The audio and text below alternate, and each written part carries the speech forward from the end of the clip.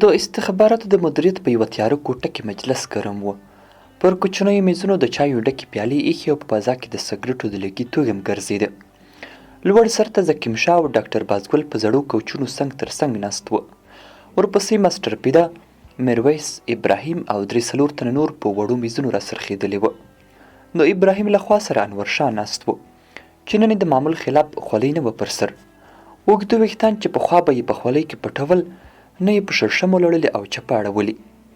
انور شاه چې له دې مخکې یې له ذکیم شاه سره نه و لیدلی، د مجلس په پیل کې د ابراهیم لخوا ورمعرفي شو چې د دوی ترورزی او د بانډارونو نوی ملګری دی. د نن مجلس کومه خاصه موضوع نه درلوده، هسې د ذکیم شاه او ډاکټر بازګل د انډیوالانو ورځنی بانډار و. ذکیم شاه ساعت ته وکتل، ستن په دریو ولاړه وه، لاس یې بغل ته یووړ، جیبي راډیو یې راویستله، انتن یې کش کړ او شیبه وروسته له راډیو د ازادۍ راډیو د نطاق جاناغه الکوزي ډبل غږ راووت. د طالبانو ترهګر ډلې په ختیځ کونړ ولایت کې د مرسته کوونکو هیوادونو سولساتو ځواکونو ته د زیان اړولو دعوه کړې. لطیف الله حکیمي چې ځان د دې ډلې ویاند بولي، رسنیو ته ویلي چې د کونړ په چپه دره کې یې د سولساتو ځواکونو په کاروان غبرګې چاودنې کړې او زیان یې ور اړولی دی. په کابل کې د ایساف قومنداني ویاند هم بریدونه تایید کړي او ویلي دی چې 2 امریکایي عسکر پکې وژل شوي او 4 نور ټپیان دي. په دې اړه مو شیبه مخکې په ختیځ افغانستان کې د سولساتو ځواکونو له ویاند محمد شفیق همدم سره اړیکه ونیوه.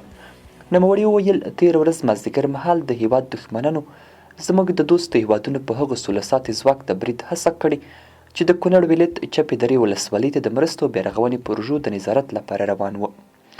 دا چې مرستندویه ځواکونه له خورا درنو او زغروالو ټانګونو څخه استفاده کوي، نو ځکه په چاودنه کې الحمدلله امریکایي ځواکونو ته هیڅ زیان نه دی رسېدلی. جناقه وویل ښاغلی همدم، کابل کې د عیسی پویان د رسمي خبرپاڼې په خپرولو سره د 2 امریکایي سرتیرو وژل کېدل تایید کړي دي او ویلي دي چې 4 نور ټپیان دي. همدم وویل بلې الکوزی صاحب، د تلیفون کرښه څپه نه ده، ستاسو پوښتنه مې سمه وانخیسته، خو موږ دغه برید په کلکو ټکو غندو او د افغانستان د دښمنانو کاري بولو. د دوستو هیوادونو مسلح ځواکونه افغانستان ته د مرستې لپاره راغلي، هغوی زموږ میلمانه دي او د افغانستان په بیارغونه کې همکاري کوي. په دې سره د همدم خبرې پرې شوې او جناقه الکوزي بل خبر راواخیست. ډاکټر بازګل د راډیو په خبره په تبصره وویل که دا میده ټکاوه ولاکه وطن ښه ورځ وویني. ماسټر پیدا وویل هغه پخوانو خلکو به ویل چې د پلالې اور تر درمینده رسیږي، که د دې خلکو همغلته په غرو کې مخنیوی ونه شي، سبا به دلته هم راته پیدا شوي وي. ذکیم شاه چې د راډیو انتنې راټیټاوه وویل دلته خو پیدا شوي دي، هغه بله ورځ ولې په امریکایانو بم نه سو خلاص، خو هسې پوره به یې نه وه، بم لکه چې زوړ و، مکمل انفجار یې ونه کړ.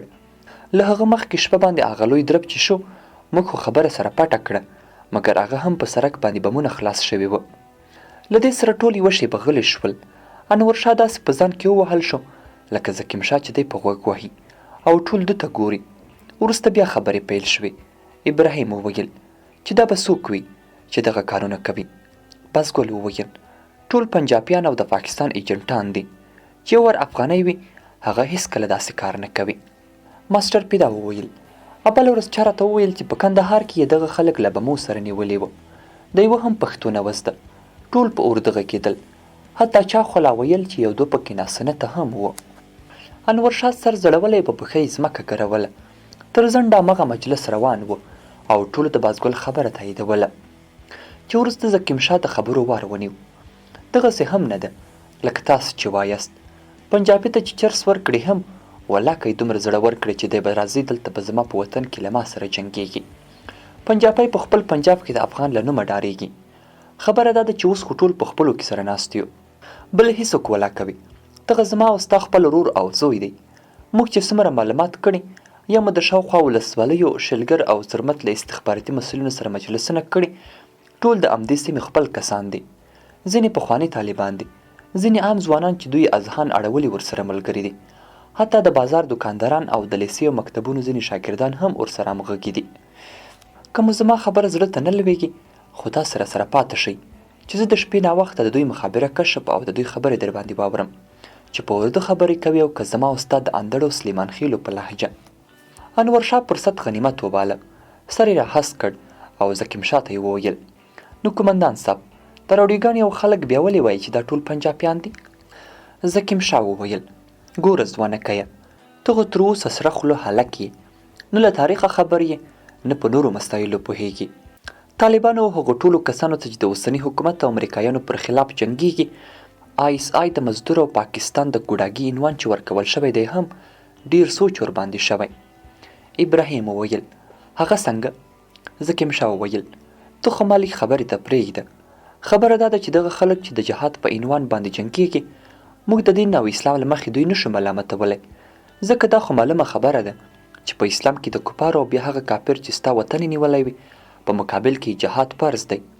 د وطن او افغاني دود او دستور په اساس یې هم نشو پوره کولی، ځکه د وطن ازادي اخیستل او د پردیو یرغلګرو په خلاف غزا زموږ د پلرونو او نیکونو تاریخي افتخار دی. د افغانستان تاریخ د چنګیزیانو، مغولو، ګورګانیانو، انګریزانو او روسانو په مقابل کې په جګړو ډک دی چې موږ یې خپل افتخار بولو. خو چې طالبان په دې اساس هم ملامتولی نشي، مجبور یې چې داسې نوم او عنوان به ورباندې ږدي چې زموږ خلک ورسره حساسیت او نفرت ولري. د افغانستان خلک د هر چا په نسبت د پاکستان او پنجاب له نوم سره ډیر حساسیت لري. دا حساسیت ډیرې ژورې او تاریخي ریښې لري. هغه د مغولو رنجیت سنګ او سیکانو له وخته زموږ خلک له دغو جنوبي ګاونډیانو سره په دښمنۍ کې راپاته شوي دي. بیا چې انګریزان راغلل او د سیکانو پر ځای د پنجاب او اوسني پاکستان واک په لاس کې واخیست، بیا هم افغانانو ورسره په کلونو دښمني وپاللې او 3 ځله یې ورسره لویې جګړې وکړې. د انګریزانو په پوځ کې هم که یوه حصه به سوچه انګریزان وه، 2 حصې به ورسره ګورګانیان، پنجابیان او د نورو هندي قومونو اجیر عسکر وه چې افغانانو به د انګریزانو په نظر ورته کتل. بیا چې انګریزان لاړل او په ځای د پاکستان اوسنی حکومت رامنځته شو، هم همدغې دښمنۍ دوام وموند. افغانستان په پاکستان دعوه وکړه چې د پښتنو او بلوچو حقوق یې پایمال کړي. بیا د داود خان د صدارت په وخت کې د پښتونستان مسله راپورته شوه او د پاکستان په خلاف پراخ تبلیغاتي جنگ شروع شو. د سیمې ځینو هیوادونو لکه هند او د هغه وخت شوروي اتحاد هم په دې جنگ کې ځکه د افغانستان ملاتړ کاوه چې پاکستان یې په سیمه کې د امریکا اډه بلله. مطلب دا چې له دې سره زموږ د خلکو په ذهنونو او رګونو کې له پاکستان او پنجاب نفرت ننوت. وروسته د کمونستانو د واک په وخت کې هم دغه تبلیغاتي جنگ دوام وکړ. زما مطلب دا دی چې له پاکستان سره دښمني او له پنجاب نفرت د افغانانو په څو نسلونو کې راچلېدلی دی او پوخ شوی دی. نو که ته یو څوک بدناموي، که د ایران، ترکمنستان یا کوم بل هیواد مزدور یې وبولې، شاید خلک یې دومره بد ونه ګڼي. اما که د پاکستان د مزدور نوم دې پرې کېښود، یو خو یې خلک په پټو سترګو مني او بل د وطن د دښمن په نظر ورته ګوري. له همدې امله خو د طالبانو لپاره همدغه نوم غوره شوی دی. ډاکټر بازګل وویل نو ته وایې چې د طالبان چې په لویو لارو کې بمونه ږدي د پاکستان مزدوران نه دي؟ زکیم شاه وویل زه دا نه وایم چې دا ښه خلک دي، زه وایم چې ډیر بد خلک دي، ځکه د وطن د پرمختګ مخه نیسي. خو دغه کار چې دوی کوي د پاکستان لپاره یې نه کوي، بلکې د خپل دیني روایت او منطق په اساس یې کوي. دوی ته د وطن له آبادۍ شریعت ډیر مهم دی او د هغه لپاره جهاد کوي. یوه شیبه مجلس خاموش شو. ګډونوالو یو بل ته په معناداره نظر کتل چې زکیم شاه بیا شروع شو.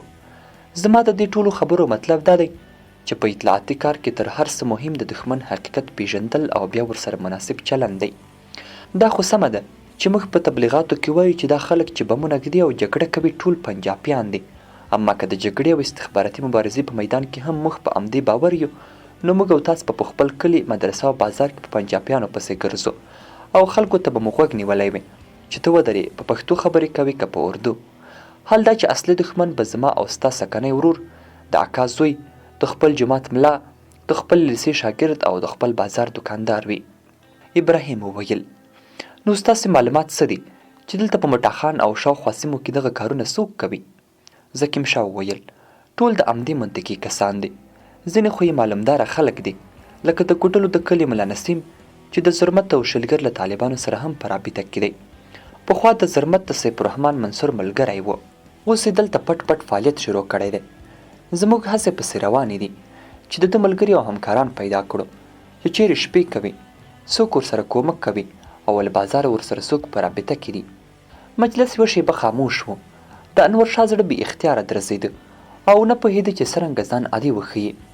د ځان مصروف ښودلو لپاره یې لاسي ساعت راخلاص کړ او درګرد یې په تکمو ګوتې وهلې لکه د ساعت وخت چې برابروي. لږ وروسته زکیم شاه بیا خبرې شروع کړې.